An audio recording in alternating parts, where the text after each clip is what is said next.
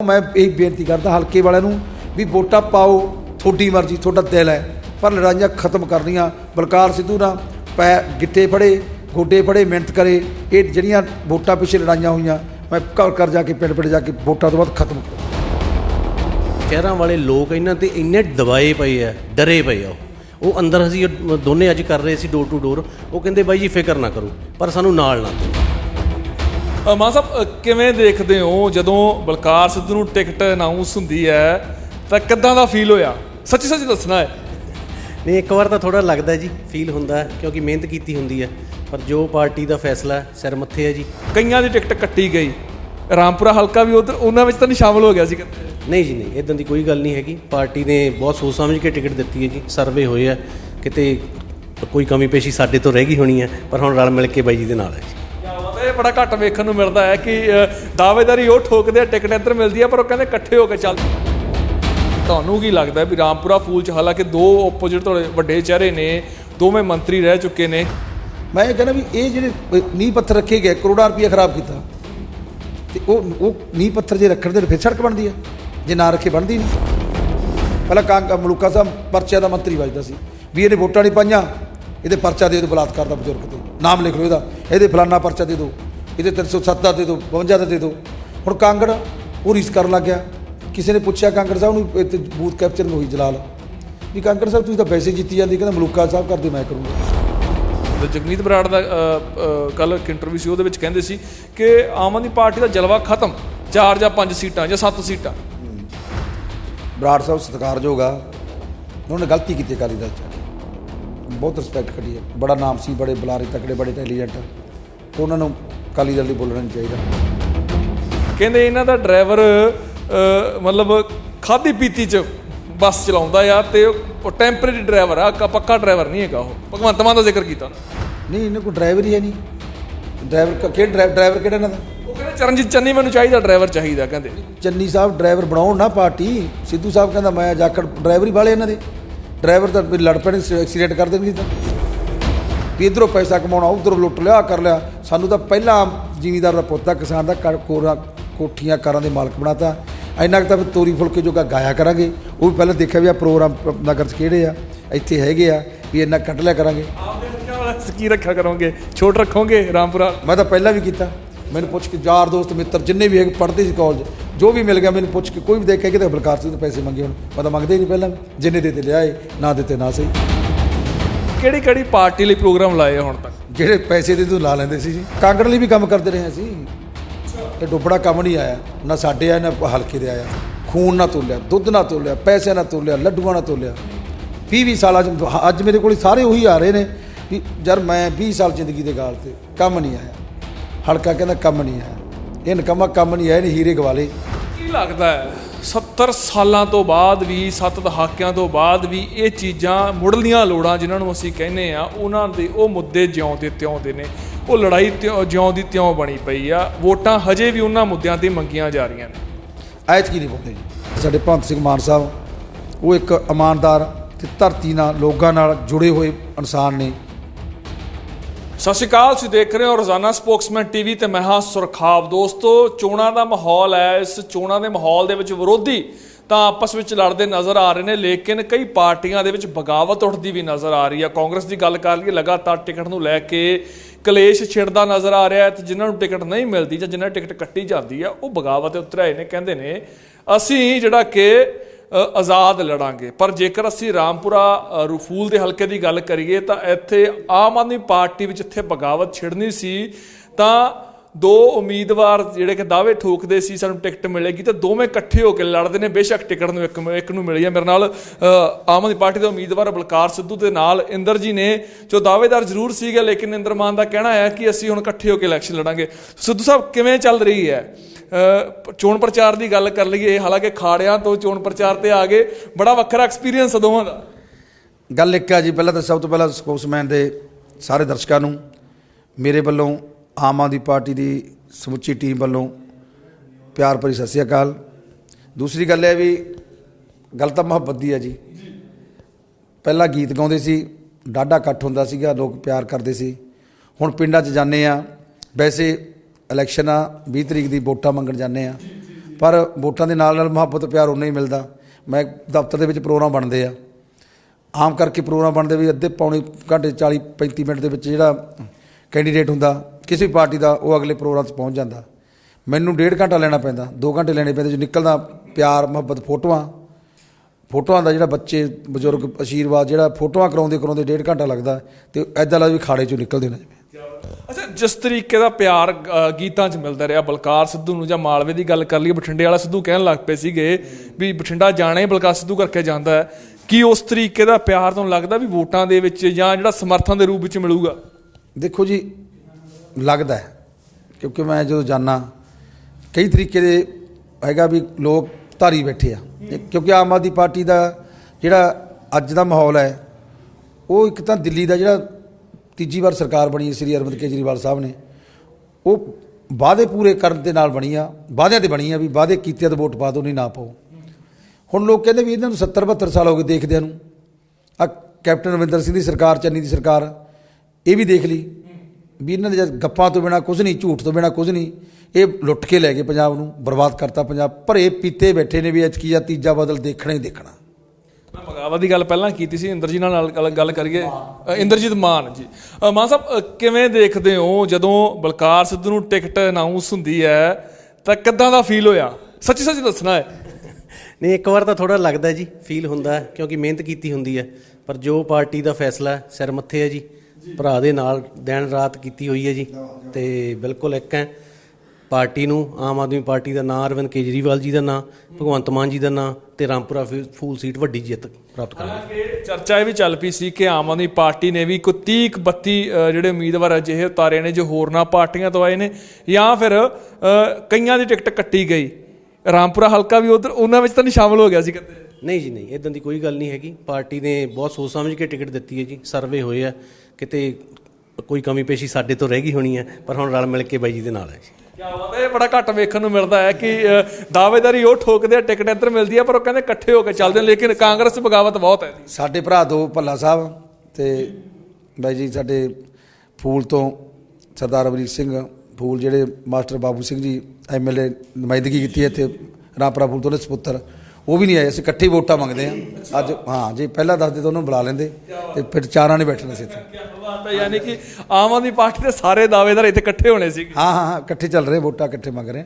ਕੀ ਲੱਗਦਾ ਜਿਹੜਾ ਏਕਤਾ, ਤੁਹਾਡੀ ਏਕਤਾ ਆ, ਉਹ ਬਾਕੀਆਂ ਤੇ ਭਾਰੀ ਪੈ ਰਹੀ ਆ? ਨਹੀਂ, ਏਕਤਾ ਦੇਖੋ ਜੀ, ਇਹ ਇਕੱਲੀ ਇਲੈਕਸ਼ਨ ਨਹੀਂ, ਇਹ ਹੈ ਵੀ ਪੰਜਾਬ ਦੇ ਹਾਲਾਤ ਕੀ ਆ, ਹਲਕੇ ਦੇ ਹਾਲਾਤ ਕੀ ਆ, ਇਹ ਸਾਰੇ ਧਾਰ ਕੇ ਦੇਖੋ। ਨਾ ਤਾਂ ਮਾਨ ਸਾਹਿਬ ਨੂੰ ਕੋਈ ਹੈਗਾ ਸੀ ਵੀ ਮੈਂ ਇਲੈਕਸ਼ਨ ਲੜਾ, ਅਸੀਂ ਤਾਂ ਪੰਜਾਬ ਨੂੰ ਦੇਖ ਕੇ ਆਏ, ਹਾਲਾਤ ਨੂੰ ਦੇਖ ਕੇ ਆਏ ਹਾਂ ਵੀ ਰੰਗਲਾ ਪੰਜਾਬ, ਸੋਹਣਾ ਪੰਜਾਬ ਅੱਜ ਕਿਹੜੇ ਪਾਸੇ ਪਾਤਾ ਇਹਨਾਂ ਨੇ। ਜਵਾਨੀ ਬਾਹਰ ਜਾ ਰਹੀ ਹੈ, ਮਾਪੇ ਕਹਿੰਦੇ ਭਾਜਾ ਪੁੱਤ ਬਾਹਰ, ਕਿਉਂ? ਕਿਉਂਕਿ ਇੱਥੇ ਪਤਾ ਨਹੀਂ ਹਾਲਾਤ ਕਿੱਦਾਂ ਦੇ ਆ। ਮਾੜੀ ਸੰਗਤ 'ਚ ਪੈ ਗਿਆ, ਚਿੱਟੇ ਵਰਗੇ ਉਹ ਘਾਤਕ ਨਸ਼ੇ, ਜਿਹੜੀ ਕੇਰਾ ਹਲਕ ਥਾਂ ਲੰਘ ਕੇ ਸਿੱਧੀ ਮੌਤ ਹੈ। ਉਹਨੂੰ ਦੇਖ ਕੇ ਕਹਿੰਦੇ ਵੀ ਇੱਥੇ ਯਾਰ ਪੰਜਾਬ ਇੰਨਾ ਸੋਹਣਾ ਹੁੰਦਾ ਸੀ, ਵੀ ਸੋਹਣਾ ਕਿਵੇਂ ਬਣੂਗਾ, ਵੀ ਆਪਾਂ ਕੋਸ਼ਿਸ਼ ਕਰੀਏ ਵੀ ਆਮ ਆਦਮੀ ਪਾਰਟੀ ਦੀ ਜਿਹੜੀ ਕੇਜਰੀਵਾਲ ਸਾਹਿਬ ਦੀ ਉੱਥੇ ਸੋਚ ਹੈ, ਅਤੇ ਸਾਡੇ ਭਗਵੰਤ ਸਿੰਘ ਮਾਨ ਸਾਹਿਬ, ਉਹ ਇੱਕ ਇਮਾਨਦਾਰ ਅਤੇ ਧਰਤੀ ਨਾਲ, ਲੋਕਾਂ ਨਾਲ ਜੁੜੇ ਹੋਏ ਇਨਸਾਨ ਨੇ। ਉਹਨਾਂ ਨੂੰ ਗਰੀਬੀ ਬਾਰੇ ਪਤਾ, ਇਨਸਾਨਾਂ ਬਾਰੇ ਪਤਾ, ਕਿਰਤੀ ਮਜ਼ਦੂਰ, ਕਿਸਾਨ, ਆੜ੍ਹਤੀਏ, ਨਿੱਕੇ ਦੁਕਾਨਦਾਰ, ਸਾਰਿਆਂ ਬਾਰੇ ਪਤਾ, ਕਿਉਂਕਿ ਅਸੀਂ ਪਿੰਡਾਂ 'ਚ ਉੱਠੇ ਹੋਏ ਹਾਂ। ਉਹ ਵੀ ਅਧਿਆਪਕ ਦੇ ਪੁੱਤਰ ਨੇ, ਅਤੇ ਮੈਂ ਵੀ ਕਲਾਕਾਰ ਇੱਦਾਂ ਦਾ ਵੀ ਅਸੀਂ ਵੀ ਆਮ ਪਰਿਵਾਰਾਂ 'ਚ ਉੱਠੇ ਹੋਏ ਹਾਂ। ਇਹ ਚੀਜ਼ਾਂ ਕਰਕੇ ਸਾਨੂੰ ਲੱਗਿਆ ਵੀ 25 ਸਾਲ ਮੈਂ ਪੰਜਾਬੀਆਂ ਦਾ ਖਾਧਾ, ਪੰਜਾਬੀ ਰੋਜੀ ਰੋਟੀ ਦਿੱਤੀ, ਮੈਨੂੰ ਕਾਰਾਂ ਕੋਠੀਆਂ ਦੇ ਮਾਲਕ ਬਣਾਇਆ, ਸ਼ਹਿਨਸ਼ਾਹੀਆਂ ਬਖਸ਼ੀਆਂ। ਇਹਦੇ 'ਚ ਐਵੇਂ ਪੈਸੇ 'ਚ ਕਰਜ਼ਾ ਤਾਂ ਨਹੀਂ ਲਾ ਸਕਦਾ, ਪਰ ਫਰਜ਼ ਅਦਾ ਕਰਨਾ। ਕਰਜ਼ਾ ਤਾਂ ਮੈਂ 7 ਜਨ ਵੀ ਲਾ ਸਕਦਾ ਪੰਜਾਬੀਆਂ ਦਾ, ਫਰਜ਼ ਅਦਾ ਕਰਾਂਗੇ। ਫਰਜ਼ ਅਦਾ ਕਰਨਾ ਚਾਹੁੰਦੇ ਤੁਸੀਂ? ਕਹਿੰਦੇ ਹੋ ਵੀ ਗਾਇਕੀ ਦੇ ਖੇਤਰ ਵਿੱਚ ਪੰਜਾਬੀਆਂ ਨੇ ਨਾਂ ਮਕਬੂਲ ਕੀਤਾ ਆ, ਪਰ ਕੀ ਲੱਗਦਾ ਹੈ ਐਤਕੀ ਇਹ ਦੇਖਣ ਨੂੰ ਮਿਲ ਰਿਹਾ ਵੀ ਕਲਾਕਾਰਾਂ 'ਤੇ ਬੜਾ ਦਾਅ ਖੇਡਣ ਦੀ ਕੋਸ਼ਿਸ਼ ਕੀਤੀ ਜਾ ਰਹੀ, ਚਾਹੇ ਕੋਈ ਵੀ ਪਾਰਟੀ ਹੈ। ਉਧਰੋਂ ਮਾਨਸਾ ਤੋਂ ਸਿੱਧੂ ਮੂਸੇਵਾਲਾ ਹੈ, ਰਾਮਪੁਰਾ ਫੂਲ ਤੋਂ ਤੁਸੀਂ ਹੋ ਗਏ, ਹੋਰ ਵੀ ਬੜੇ ਕਲਾਕਾਰ ਨੇ, ਅਤੇ ਕਈ ਕਲਾਕਾਰਾਂ ਟਿਕਟ ਕੱਟੀ ਵੀ ਗਈ ਹੈ। ਇਹ ਵੀ ਕਿਹਾ ਜਾਂਦਾ ਹੈ ਕਿ ਪਹਿਲੇ ਗੇੜ 'ਚ ਕਾਮਯਾਬ ਵੀ ਨਹੀਂ ਹੁੰਦੇ। ਕੀ ਲੱਗਦਾ ਫਿਰ ਹੁਣ? ਦੇਖੋ, ਆਮ ਆਦਮੀ ਪਾਰਟੀ ਦੇ ਵਿੱਚ ਕਲਾਕਾਰਾਂ ਵਾਲੀ ਗੱਲ ਨਹੀਂ, ਜੇ ਤਾਂ ਕੰਮ ਕਰੇ ਨਾ। ਅਸੀਂ ਦੱਬ ਕੇ ਕੰਮ ਕੀਤਾ, ਇਹਨਾਂ ਨੇ ਵੀ ਕੀਤਾ, ਮੈਂ ਵੀ ਕੀਤਾ। ਅਸੀਂ ਦਿਨ ਰਾਤ ਨਾ ਦਿਨ ਰੱਖਿਆ, ਨਾ ਰਾਤ ਦੇਖੀ ਪਾਰਟੀ ਲਈ। ਅਸੀਂ ਦੋਨਾਂ ਭਰਾਵਾਂ ਨੇ ਸਾਨੂੰ ਨਾ ਬਿਜਲੀ ਗਰੰਟੀ ਦਿੱਤੀ ਸੀਗੀ ਜੀ। ਅਸੀਂ ਦੋਨਾਂ ਨੇ ਕੰਪੀਟੀਸ਼ਨ 'ਚ ਭਰੀ, ਕਿਤੇ 20 ਉਹਨਾਂ ਦੇ ਵੱਧ, ਕਿਤੇ ਮੇਰੇ 50 ਜਾਣੇ ਤਾਂ ਪਾਰਟੀ ਨੂੰ ਸੀ। ਇਸ ਤੱਕ ਪਾਰਟੀ ਦੇ ਹਲਕੇ ਦੇ ਵਿੱਚ ਸਾਨੂੰ ਵੱਧ ਤੋਂ ਵੱਧ ਅਸੀਂ ਲੋਕਾਂ ਨੂੰ ਪਹੁੰਚਾਈਏ ਸਾਡੀ ਪਾਰਟੀ ਦੀ ਨੀਤੀ। ਅਸੀਂ ਪੰਜਾਬ ਦੇ ਵਿੱਚ ਬਸ 2 ਨੰਬਰ ਪਿੱਛੇ ਰਹਿ ਗਏ। ਪਹਿਲੇ 10 ਟੌਪ 10 'ਚ ਆਏ ਜਿਹੜੇ ਕੇਜਰੀਵਾਲ ਸਾਹਿਬ ਨੂੰ ਉਹਨਾਂ ਨਾਲ ਡਿਨਰ ਕੀਤਾ, ਸਾਡਾ 12ਵਾਂ ਨੰਬਰ ਸੀ। ਅੱਛਾ। ਹਾਂ, ਤੇ ਗੱਲ ਇਹ ਵੀ ਇਹ ਚੀਜ਼ਾਂ ਜਿਹੜੀਆਂ ਹੁੰਦੀਆਂ ਅੰਦਰੋਂ ਲੱਗਣ ਆਏ ਨਹੀਂਗਾ, ਸਿੱਧੇ ਹੀ ਆਏ ਤੇ ਉੱਥੋਂ ਟਿਕਟ ਲਿਆਏ। ਮਿਹਨਤ ਕੀਤੀ ਆ, ਮਿਹਨਤ ਦੇ ਨਾਲ ਜਿਹੜਾ ਹੈਗਾ ਹੁਣ ਵੀ ਆ ਇਹ ਜਿਹੜਾ ਮਾਨ ਸਾਹਿਬ ਨੇ ਕੰਮ ਕੀਤਾ, ਸਾਡੇ ਭਰਾਵਾਂ ਦਾ ਭੱਲਾ ਸਾਹਿਬ ਬਾਈ ਫੂਲ ਸਾਹਿਬ ਨੇ ਕੰਮ ਕੀਤਾ, ਇਹ ਸਾਰਾ ਦਾ ਕੰਮ ਕੀਤਾ ਬੋਲੂਗਾ। ਬਸ ਮੁਕਾਬਲਾ ਕਿਹਦੇ ਨਾਲ ਲੱਗਦਾ ਤੁਹਾਨੂੰ? ਕੀ ਲੱਗਦਾ ਵੀ ਰਾਮਪੁਰਾ ਫੂਲ 'ਚ ਹਾਲਾਂਕਿ ਦੋ ਓਪੋਜਿਟ ਤੁਹਾਡੇ ਵੱਡੇ ਚਿਹਰੇ ਨੇ, ਦੋਵੇਂ ਮੰਤਰੀ ਰਹਿ ਚੁੱਕੇ ਨੇ, ਕੀ ਲੱਗਦਾ ਮੁਕਾਬਲਾ ਜ਼ਿਆਦਾ ਤਕੜਾ ਕਿਹਦੇ ਨਾਲ? ਮੈਨੂੰ ਲੱਗਦਾ ਜੀ ਵੀ ਸਾਡਾ ਮੁਕਾਬਲਾ ਅਕਾਲੀ ਦਲ ਨਾਲ ਹੋਊਗਾ, ਤੇ ਪਰ ਬਹੁਤ ਵੱਡੀ ਲੀਡ ਨਾਲ ਅਸੀਂ ਜਿੱਤ ਪ੍ਰਾਪਤ ਕਰਾਂਗੇ ਜੀ। ਤੁਹਾਡਾ ਮੁਕਾਬਲਾ ਤੁਸੀਂ ਜੀ ਜੀ। ਤੇ ਕਾਂਗੜ ਬਾਰੇ ਕੀ ਕਹਿਣਾ? ਉਹਨਾਂ ਦਾ ਉਹ ਵੀ ਮਿਹਨਤ ਕਰੀ ਜਾਂਦੇ ਜੀ ਆਪਦੀ, ਬਾਕੀ ਰਿਜ਼ਲਟ ਤੁਹਾਡੇ ਸਾਹਮਣੇ ਆ ਜਾਣਾ ਜੀ। ਹਾਸੇ ਤੋਂ ਮੈਂ ਕੀ ਸਮਝਾਂ, ਤੁਸੀਂ ਬੜਾ ਖੁੱਲ੍ਹ ਕੇ ਹੱਸੇ ਕਾਂਗੜ ਸਾਹਿਬ ਦੇ ਨਾਂ ਤੋਂ। ਗੱਲ ਇਹ ਹੈ ਜੀ, ਉੱਥੇ ਦਫ਼ਤਰ 'ਚ ਜਾਓ, ਸਾਡੇ ਨਾਲ ਤਾਂ ਲੜਾਈ ਇਹ ਹੋ ਰਹੀ ਹੈ ਵੀ ਸਾਨੂੰ ਪ੍ਰੋਗਰਾਮ ਨਹੀਂ ਦਿੰਦੇ ਪਿੰਡਾਂ 'ਚ ਜੁਆਇਨ ਕਰਨੀ ਹੈ, ਹਰ ਪਿੰਡਾਂ ਜੁਆਇਨ ਕਰ। ਕੱਲ੍ਹ ਸਾਡੇ ਭਗਤਾਂ ਤੋਂ ਲੈ ਕੇ ਕੋਠਾ, ਦਿਆਲਪੁਰਾ, ਮਿਰਜ਼ਾ, ਗੁੰਮਟੀ, ਭਾਈ ਰੂਪਾ, ਮਹਾਰਾਜ, ਰਾਮਪੁਰਾ ਜੁਆਇਨਿੰਗਾਂ ਸੀ। ਸਾਰੇ ਪਿੰਡਾਂ ਦੇ ਵਿੱਚ ਸੈਂਕੜੇ ਦਾ ਦੇ ਵਿੱਚ ਜੁਆਇਨ ਹੋਏ ਆ ਸਾਡੇ ਪਿਆਰ ਕਰਨ ਵਾਲੇ ਆਮ ਆਦਮੀ ਪਾਰਟੀ ਨੂੰ। ਆਮ ਆਦਮੀ ਪਾਰਟੀ ਦਾ ਪਰਿਵਾਰ ਵੱਡਾ ਹੋਇਆ। ਹੁਣ ਵੀ ਫੋਨ ਆਈ ਜਾਂਦੇ ਵੀ ਸਾਨੂੰ ਦਿਓ ਟਾਈਮ, ਸਾਨੂੰ ਦਿਓ। ਇਹ ਬੰਦਾ ਕਹਿੰਦਾ ਯਾਰ ਮੈਨੂੰ ਟਾਈਮ ਦੇ ਦਿਓ ਭਰਾਵੋ, ਮੇਰੇ ਕੋਲ ਮੈਂ ਪ੍ਰੋਗਰਾਮ ਲਿਖਾ ਲਓ ਪਿੰਡ 'ਚ, ਇਹਦਾ ਪ੍ਰੋਗਰਾਮ ਲਿਖਾਉਂਦਾ ਇੰਨਾ ਕੁ ਫਰਕ ਹੈ। ਪਰ ਕੀ ਲੱਗਦਾ ਜਿਹੜੀ ਲਹਿਰ ਦੀ ਤੁਸੀਂ ਗੱਲ ਕਰ ਰਹੇ ਹੋ, ਲੋਕ ਜੁੜ ਰਹੇ ਨੇ, ਇਹ ਲਹਿਰ 2017 'ਚ ਵੀ ਦੇਖਣ ਨੂੰ ਮਿਲੀ ਸੀ, ਮਾਲਵੇ 'ਚ ਸਭ ਤੋਂ ਵੱਧ ਦੇਖਣ ਨੂੰ ਮਿਲੀ ਸੀ, ਲੇਕਿਨ ਸਫਲਤਾ ਨਹੀਂ ਮਿਲੀ, ਕਾਮਯਾਬੀ ਉਸ ਵੱਡੇ ਪੱਧਰ ਦੀ ਨਹੀਂ ਮਿਲੀ ਜਿਸ ਤਰੀਕੇ ਦੀ ਸੋਸ਼ਲ ਮੀਡੀਆ ਤੇ ਲਹਿਰ ਸੀ, ਜਿਸ ਤਰੀਕੇ ਦੀ ਲੋਕਾਂ ਵਿੱਚ ਚਰਚਾ ਸੀ। ਉਦੋਂ ਦੇਖੋ ਲਹਿਰ ਸੀਗੀ, ਪਰ ਉਦੋਂ ਹੁਣ ਤਾਂ ਆਤਮਾ 'ਚ ਇੱਥੋਂ ਭਰੇ ਪੀਤੇ ਬੈਠੇ। ਕਈ ਤਾਂ ਇਹ ਕਹਿੰਦੇ ਵੀ ਦੱਸਣਾ ਨਹੀਂ, ਤੈਨੂੰ ਦੱਸਣਾ ਨਹੀਂ ਦੁੱਖ ਹੈ, ਖੋਲ ਕੇ ਦੁੱਖ ਦੱਸਣਾ ਨਹੀਂ, ਦੱਸਾਂਗੇ ਉਹਦੇ ਵੋਟਾਂ ਵਾਲੇ ਦਿਨ। ਅੰਦਰ ਭਰੇ ਭਰੇ ਵੀ ਇਹੀ ਕਹਿੰਦੇ ਵੀ ਨਾ ਯਾਰ ਛੇੜੀ ਨਾ, ਉਹਦੇ ਦੱਸਾਂਗੇ। ਪਿੰਡਾਂ ਦੇ ਵਿੱਚ ਗੱਲ ਉੱਠਦੀ ਹੈ ਵੀ ਚੁੱਪ ਚੀਤੇ ਵੋਟ ਪਊਗੀ ਉਹਨੂੰ ਕਿਤੇ। ਹੁਣ ਮੈਂ ਹੋਰ ਗੱਲ ਦੱਸਦਾ, ਆ ਜੁਆਇਨ ਕਰਾਉਣੇ ਅਸੀਂ ਪਿੱਛੇ ਦੋਨੇ ਮੰਤਰੀ, ਸਾਬਕਾ ਮੰਤਰੀ ਮਗਰ ਚੱਲ ਜਾਂਦੇ ਨੇ, ਕਿਉਂ ਜੀ ਜਾਂਦੇ ਹੋ ਤੁਸੀਂ, ਇੱਦਾਂ ਨਾ ਕਰੋ ਜੀ, ਝੰਡਾ ਲਾਹੋ ਜੀ, ਸਾਡੀ ਬੇਇੱਜ਼ਤੀ ਆ ਜੀ, ਸਾਡੇ ਪੁਰਾਣੇ ਜੁੜੇ ਹੋਏ ਆ। ਅਸੀਂ ਆਪਣਾ ਕੰਮ ਕਰਕੇ ਅੱਗੇ ਚੱਲ ਜਾਂਦੇ ਆ, ਇਹ ਪਿੱਛੇ ਪਿੱਛੇ ਉਹਨਾਂ ਨੂੰ ਮਿੰਨਤਾਂ ਕਰਦੇ ਫਿਰਦੇ ਅੱਗੇ ਚਲੀ ਜਾਂਦੇ ਆ। ਇਹ ਹੋਇਆ ਪਿਆ ਹਾਲ ਹੁਣ। ਕਾਂਗਰਸੀ ਆਗੂ ਕਹਿੰਦੇ ਨੇ ਕਿ ਐਤਕੀ 3 ਬੱਸਾਂ ਪੰਜਾਬ 'ਚ ਚੱਲ ਰਹੀਆਂ ਨੇ। ਕੁਲਬੀਰ ਜੀਰਾ ਇਹ ਕਹਿੰਦੇ ਨਜ਼ਰ ਆਏ, ਉਹ ਵੀ ਅੱਜ ਕਿਹਾ ਉਹਨਾਂ ਨੇ, ਕਹਿੰਦੇ ਇੱਕ ਬੱਸ ਤਾਂ ਸਾਡੀ ਸਰਕਾਰ ਦੀ ਆ ਜਿਹਦਾ ਡਰਾਈਵਰ ਬਹੁਤ ਚੰਗਾ ਆ, ਇੱਕ ਬੱਸ ਆ ਅਕਾਲੀਆਂ ਦੀ, ਉਹਨਾਂ ਦੀ ਬੱਸ ਵੀ ਕੋਈ ਬਹੁਤੀ ਚੰਗੀ ਨਹੀਂ, ਡਰਾਈਵਰ ਵੀ ਮਤਲਬ ਕੋਈ ਬਹੁਤਾ ਚੰਗਾ ਨਹੀਂ। ਫਿਰ ਉਹਨਾਂ ਨੇ ਤੁਹਾਡੀ ਪਾਰਟੀ ਦਾ ਜ਼ਿਕਰ ਕੀਤਾ, ਕਹਿੰਦੇ ਇਹਨਾਂ ਦਾ ਡਰਾਈਵਰ ਮਤਲਬ ਖਾਧੀ ਪੀਤੀ 'ਚ ਬੱਸ ਚਲਾਉਂਦਾ ਆ ਤੇ ਟੈਂਪਰੇਰੀ ਡਰਾਈਵਰ ਆ, ਪੱਕਾ ਡਰਾਈਵਰ ਨਹੀਂ ਹੈਗਾ ਉਹ। ਭਗਵੰਤ ਮਾਨ ਦਾ ਜ਼ਿਕਰ ਕੀਤਾ ਉਹਨਾਂ ਨੇ। ਨਹੀਂ, ਇਹਨਾਂ ਕੋਲ ਡਰਾਈਵਰ ਹੀ ਹੈ ਨਹੀਂ। ਡਰਾਈਵਰ ਕਿਹੜਾ ਇਹਨਾਂ ਦਾ? ਉਹ ਕਹਿੰਦੇ ਚਰਨਜੀਤ ਚੰਨੀ ਮੈਨੂੰ ਚਾਹੀਦਾ, ਡਰਾਈਵਰ ਚਾਹੀਦਾ। ਕਹਿੰਦੇ ਚੰਨੀ ਸਾਹਿਬ ਡਰਾਈਵਰ ਬਣਾਉਣ ਨਾ ਪਾਰਟੀ। ਸਿੱਧੂ ਸਾਹਿਬ ਕਹਿੰਦਾ ਮੈਂ ਜਾਖੜ ਡਰਾਈਵਰ ਹੀ ਵਾਲੇ ਇਹਨਾਂ ਦੇ।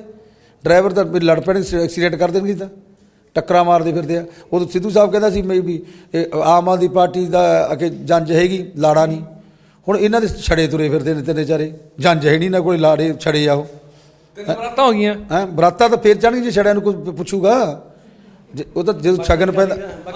ਬਾਕੀ ਅਕਾਲੀ ਦਲ ਦੀ ਬੱਸ ਤਾਂ ਤੁਸੀਂ ਦੇਖੀ ਹੈ ਜਿਹੜੀ ਉਹਨਾਂ ਨੇ ਚਲਾਈ ਸੀਗੀ ਸੁਖਬੀਰ ਜੀ ਨੇ, ਉਹ ਜੇ ਸਿਰੇ ਲੱਗੀ ਹੈ ਤੁਸੀਂ ਦੇਖ ਲਓ ਜੀ। ਚਲਾ ਲੈਣਗੇ।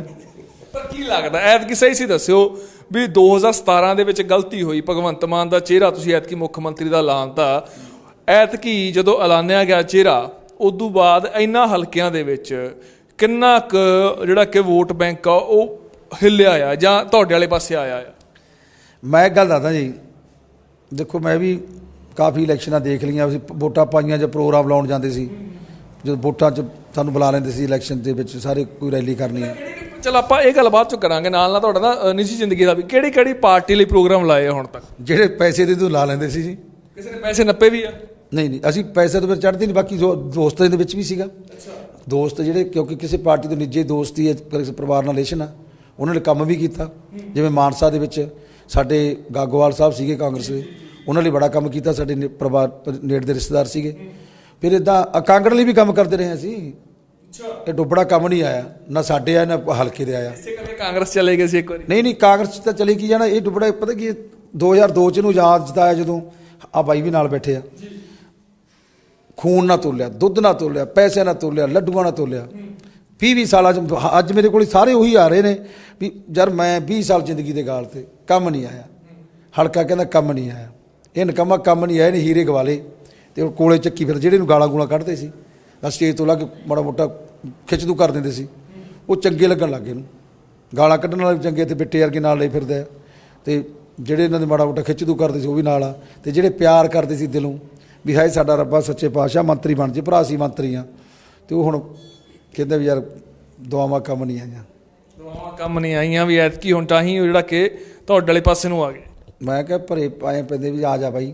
ਇੱਕ ਨਾਲ ਮੈਨੂੰ ਇਹ ਵੀ ਆ, ਕਹਿੰਦੇ ਯਾਰ ਉਹ ਨਾ ਚਾਹ ਦੇ ਤਪਾਏ ਲੱਸੀ ਵੀ ਫੂਕਾ ਮਾਰ ਮਾਰ ਪੀਂਦੇ ਆ, ਕਹਿੰਦੇ ਬਈ ਉਹਦੇ ਵਾਲੇ ਨਾ ਕਰੀ ਯਾਰ, ਇਹਦਾ ਲਾਂਭੇ ਮਿਲਦੇ। ਮੈਂ ਕਿਹਾ ਨਾ ਭਰਾਵਾ, ਮੈਂ ਇੱਦਾਂ ਦਾ ਨਾ ਬਣਾ, 25 ਸਾਲ ਗਾਇਆ, ਉਦੋਂ ਵੀ ਤੁਹਾਨੂੰ ਪੰਜਾਬੀਆਂ ਨੇ ਇੰਨਾ ਪਿਆਰ ਦਿੱਤਾ, ਤੁਸੀਂ ਨਾ ਮੈਂ ਕਿਤੇ ਗਨਮੈਨ ਨਾ ਕੋਈ ਬਾਉਂਸਰ ਲੈ ਕੇ ਗਿਆ, ਮੈਂ ਤਾਂ ਲੋਕਾਂ ਦੇ ਵਿੱਚ ਇੱਦਾਂ ਰਿਹਾ। ਹਲਕੇ ਦੀ ਗੱਲ ਕਰਾਉਣਾ, ਹਲਕੇ ਦੇ ਵਿੱਚ ਨੀਂਹ ਪੱਥਰ ਰੱਖੇ ਗਿਆ ਕਾਂਗੜ ਸਾਹਿਬ ਨੇ। ਆਹ ਸਾਡਾ ਘਰ ਆ ਨਾਲ, ਇੱਥੇ ਇੱਕ ਗਲੀ ਜਾ ਕੇ ਦਿਖਾਉਣਾ ਤੁਹਾਨੂੰ, ਇੱਕ ਗਲੀ ਦੇ ਵਿੱਚ 5 6 7 ਨੀਂਹ ਪੱਥਰ ਉੱਪਰਲੇ ਕੋਨੇ ਤੇ ਇੱਧਰ ਵੀ ਉੱਧਰ ਵੀ ਆਏ। ਇਹ ਕਾਹਦਾ? ਇਹ ਸੜਕ ਬਣਨ ਦਾ, ਇਹ ਕਾਹਦਾ? ਇਹ ਬੱਟੇ ਪਾਉਣ ਦਾ, ਇਹ ਰਿਪੇਅਰ ਕਰਨ ਦਾ।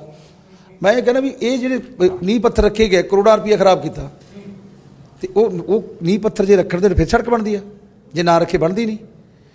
ਇਹ ਨਾਮ ਚਮਕਾਉਣ ਲਈ ਇਹ ਪੱਥਰ ਦਿਲ ਸੋਚਣ ਵੀ ਇਹਨਾਂ ਦੀ, ਮੈਂ ਇੱਕ ਦੁੱਖ ਨਾਲ ਕਹਿਣਾ ਪੈਂਦਾ, ਇੱਥੇ ਰਾਮਪੁਰੇ ਦੇ ਵਿੱਚ ਸੋਹਣਾ ਸੁਨੱਖਾ ਪਏ ਪੁੱਤ ਤਾਂ ਸਾਰੇ ਸੋਹਣੇ ਹੁੰਦੇ, ਬੱਚਾ ਕੁਲੀ 'ਚ ਬੈਠੀ ਹੋਵੇ ਮਾਂ, ਜਿਮ ਦੇ ਵਿੱਚ ਉਹ 2 ਮਹੀਨੇ ਪਹਿਲਾਂ ਵਿਆਹ ਹੋਇਆ ਇਹਦਾ, ਬਾਈ ਤੇਜੀ ਦਾ ਬੇਟਾ ਸੀਗਾ, 2 ਮਹੀਨੇ ਪਹਿਲਾਂ ਵਿਆਹ ਹੋਇਆ, ਤੇ ਜਿਮ ਲਾ ਕੇ ਨੋਰਮਲ ਜਿਮ ਲਾਉਂਦਾ ਸੀ ਤੇ ਜੌਬ ਕਰਦਾ ਸੀ।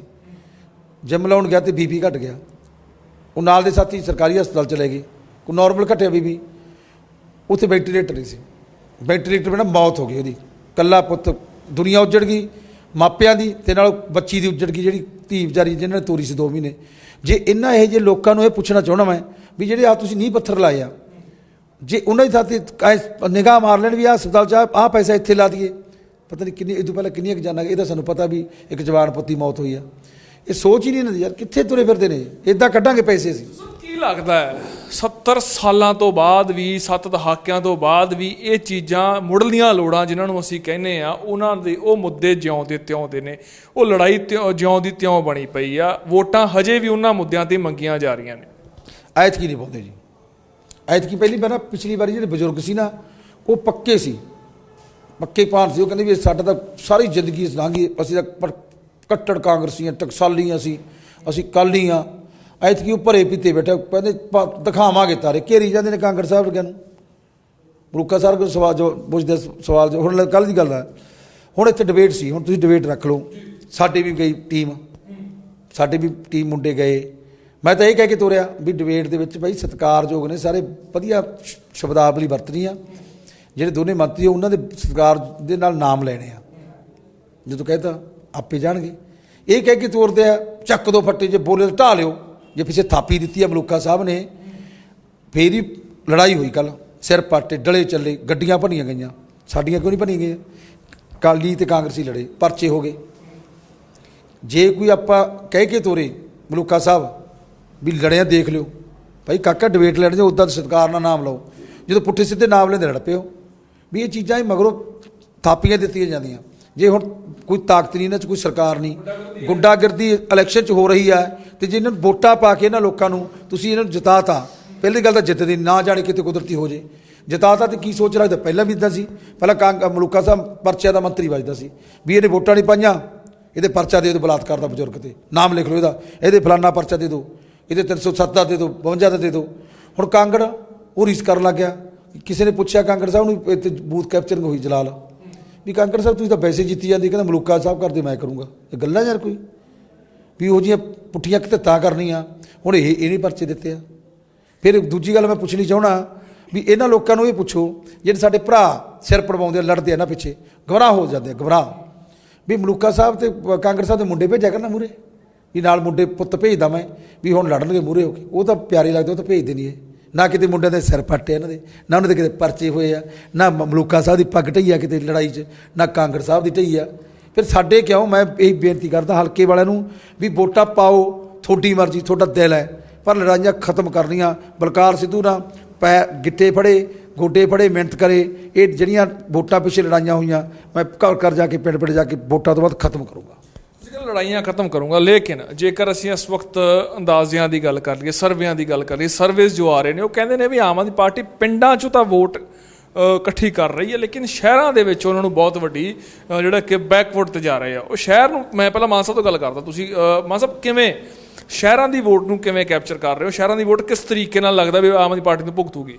ਬਈ ਜੀ ਪਤਾ ਗੱਲ ਕੀ ਹੈ, ਅਸਲ ਵਿੱਚ ਜੋ ਅਸਲੀਅਤ ਹੈਗੀ ਹੈ, ਹੁਣ ਅਸੀਂ ਇਕੱਠੇ ਕੰਪੇਨ ਕਰਦੇ ਹਾਂ। ਸ਼ਹਿਰਾਂ ਵਾਲੇ ਜਿਹੜੇ ਲੋਕ ਹੈ ਨਾ ਜੀ, ਸ਼ਹਿਰਾਂ ਵਾਲੇ ਲੋਕ ਇਹਨਾਂ ਤੇ ਇੰਨੇ ਦਬਾਏ ਪਏ ਆ, ਡਰੇ ਪਏ ਆ।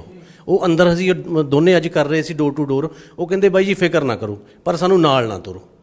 ਆਹੀ ਅਸੀਂ ਡਰ ਕੱਢਣਾ ਜੀ ਲੋਕਾਂ ਦਾ, ਇਹ ਡਰ ਕੱਢਣਾ। ਚਾਹੇ ਸਾਨੂੰ ਕਿਸੇ ਭਰਾ ਨੇ ਵੋਟ ਪਾਈ ਹੈ, ਚਾਹੇ ਨਹੀਂ ਪਾਈ, ਦੁਕਾਨਦਾਰ ਵੀਰ ਦਾ ਹਰ ਇੱਕ ਥਾਂ ਮਾਣ ਸਤਿਕਾਰ ਹੋਊਗਾ। ਜੇ ਅਕਾਲੀ ਦਲ ਨੂੰ ਵੋਟ ਪਾਈ ਹੈ, ਅਸੀਂ ਉਹਨੂੰ ਵੀ ਹਿੱਕ ਨਾਲ ਲਾਵਾਂਗੇ, ਉਹਦੇ ਵੀ ਕੰਮ ਭੱਜ ਕੇ ਕਰਾਂਗੇ। ਬਦਲਾਖੋਰੀ ਦੀ ਨੀਤੀਆਂ ਜਿਹੜੀਆਂ ਖਤਮ ਕਰੋ। ਅਸੀਂ ਨਹੀਂ ਜੀ, ਅਸੀਂ ਨਹੀਂ ਇਹ ਕੰਮ ਕਰਨਾ। ਜੋ ਇਹਨਾਂ ਨੇ ਕੀਤਾ ਉਹਦਾ ਰਿਜ਼ਲਟ ਇਹਨਾਂ ਨੂੰ ਮਿਲੀ ਜਾਂਦਾ ਜੀ।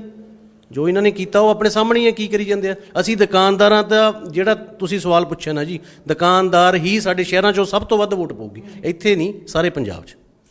ਇਹ ਤਾਂ ਹੁਣ ਚਲੋ ਆਉਣ ਵਾਲੀਆਂ ਗੱਲਾਂ ਨੇ, ਪਰ ਜਿਸ ਤਰੀਕੇ ਨਾਲ ਵਿਰੋਧੀ ਵੀ ਕਹਿੰਦੇ ਨਜ਼ਰ ਆਏ, ਬੀਜੇਪੀ ਮੈਦਾਨ 'ਚ ਉਤਰਿਆ, ਇਹ ਬੀਜੇਪੀ ਕਹਿੰਦੀ ਸਰਕਾਰ ਅਸੀਂ ਬਣਾਵਾਂਗੇ, ਅਕਾਲੀ ਦਲ ਸੁਖਬੀਰ ਸਿੰਘ ਬਾਦਲ ਕਹਿੰਦੇ 85 ਸੀਟਾਂ ਲੈ ਕੇ ਅਸੀਂ ਸਰਕਾਰ ਬਣਾਵਾਂਗੇ, ਉਧਰੋਂ ਕਾਂਗਰਸ ਥਾਪੀਆਂ ਮਾਰੀ ਜਾਂਦੀ ਹੈ, ਸਾਰੀਆਂ ਹੀ ਥਾਪੀਆਂ ਮਾਰੀ ਜਾਂਦੇ, ਸਾਰੇ ਹੀ ਕਹਿ ਰਹੇ ਨੇ ਵੀ ਆਮ ਆਦਮੀ ਪਾਰਟੀ ਤੀਜੇ ਚੌਥੇ ਨੰਬਰ ਤੇ। ਜਗਮੀਤ ਬਰਾੜ ਦਾ ਕੱਲ ਇੱਕ ਇੰਟਰਵਿਊ ਸੀ, ਉਹਦੇ ਵਿੱਚ ਕਹਿੰਦੇ ਸੀ ਕਿ ਆਮ ਆਦਮੀ ਪਾਰਟੀ ਦਾ ਜਲਵਾ ਖਤਮ, 4 ਜਾਂ 5 ਸੀਟਾਂ ਜਾਂ 7 ਸੀਟਾਂ। ਬਰਾੜ ਸਾਹਿਬ ਸਤਿਕਾਰਯੋਗ ਆ, ਉਹਨਾਂ ਨੇ ਗਲਤੀ ਕੀਤੀ ਅਕਾਲੀ ਦਲ 'ਚ ਆ ਕੇ, ਬਹੁਤ ਰਿਸਪੈਕਟ ਕੱਢੀ ਆ। ਬੜਾ ਨਾਮ ਸੀ, ਬੜੇ ਬੁਲਾਰੇ ਤਕੜੇ, ਬੜੇ ਇੰਟੈਲੀਜੈਂਟ ਆ, ਉਹਨਾਂ ਨੂੰ ਅਕਾਲੀ ਦਲ ਲਈ ਬੋਲਣਾ ਨਹੀਂ ਚਾਹੀਦਾ। ਦੂਜੀ ਗੱਲ ਇਹ ਹੈ ਵੀ ਸੁਖਬੀਰ ਬਾਦਲ ਉਹ ਜਿਹੜੇ ਕਹਿੰਦੇ ਨੇ, ਉਹ ਤਾਂ ਪਤਾ ਹੀ ਨਹੀਂ ਉਹਦਾ ਕੀ ਕਹਿੰਦੇ ਯਾਰ। ਉਹ ਤਾਂ ਪਿਛਲੀ ਵਾਰੀ ਜਦੋਂ ਬਿਜਲੀ ਗਰੰਟੀ ਅਸੀਂ ਕੱਢੀ ਆਮ ਆਦਮੀ ਪਾਰਟੀ ਦੀ ਆਈ 300 ਯੂਨਿਟ ਮਹੀਨੇ ਦੀ, ਉਹ ਕਹਿੰਦਾ ਮੈਂ ਸਾਲ 'ਚ 24 ਮਹੀਨੇ ਕਹਿੰਦਾ ਬਿਜਲੀ ਫ੍ਰੀ ਕਰੂੰ। 24 ਮਹੀਨੇ ਸਾਲ 'ਚ ਕਿ ਉਹ ਕਹਿੰਦਾ ਮੈਂ ਜਦੋਂ ਕਹਿੰਦਾ ਮੰਗਲ 'ਤੇ ਜਾ ਕੇ ਅਸੀਂ ਰੈਲੀ ਮੀਟਿੰਗ ਕਰਿਆ ਕਰਾਂਗੇ, ਸ਼ਾਇਦ ਮੰਗਲ 'ਤੇ ਉੱਪਰ ਜਿਹੜੀ ਮੀਟਿੰਗ ਕਰਕੇ ਆ ਉੱਥੇ 24 ਮਹੀਨੇ ਹੁਣ ਸਾਲ ਦੇ ਕੀ ਯਾਰ। ਤੁਸੀਂ ਕਹਿ ਰਹੇ ਹੋ ਵੀ ਇਹ ਸਾਰੀਆਂ ਗੱਲਾਂ ਨੇ, ਇਹਨਾਂ ਦਾ ਹੱਲ ਕੋਈ ਨਹੀਂ। ਤੁਸੀਂ ਕਹਿ ਰਹੇ ਹੋ ਵੀ ਸਾਰੇ ਇਹ ਵੀ ਫੋਕੇ ਦਾਅਵੇ ਕਰ ਰਹੇ। ਜੇ ਕਰਨਾ ਤਾਂ ਪਹਿਲਾਂ ਕਰ, 10 ਸਾਲ ਸਰਕਾਰ ਰਹੀ ਹੈ, 97 ਤੋਂ ਪਹਿਲਾਂ ਰਹੀ, 2015 ਸਾਲ ਰਾਜ ਕੀਤਾ ਸਾਡੀ ਸੁਰਤ 'ਚ ਇਹਨਾਂ ਨੇ। ਕੀ ਕਰ ਗਏ ਉਦੋਂ? ਸਰਕਾਰ ਨਹੀਂ ਬਣਾਉਣਗੇ। ਨਹੀਂ ਸਰਕਾਰ ਕਾਹਦੀ ਬਣਨੀ ਹੈ? ਤਾਂ ਲੋਕ ਦੱਸਣਗੇ ਸਰਕਾਰ ਦਾ ਤਾਂ ਵੀ ਨਹੀਂ ਚੱਜ ਦੇ ਕੰਮ ਕੀਤੇ ਹੁੰਦੇ। ਬੀਜੇਪੀ ਦੀ ਕਹਿ ਰਹੀ ਹੈ, ਦਾਅਵਾ ਕਰ ਰਹੀ ਹੈ ਸਰਕਾਰ ਬਣਾਵਾਂਗੇ।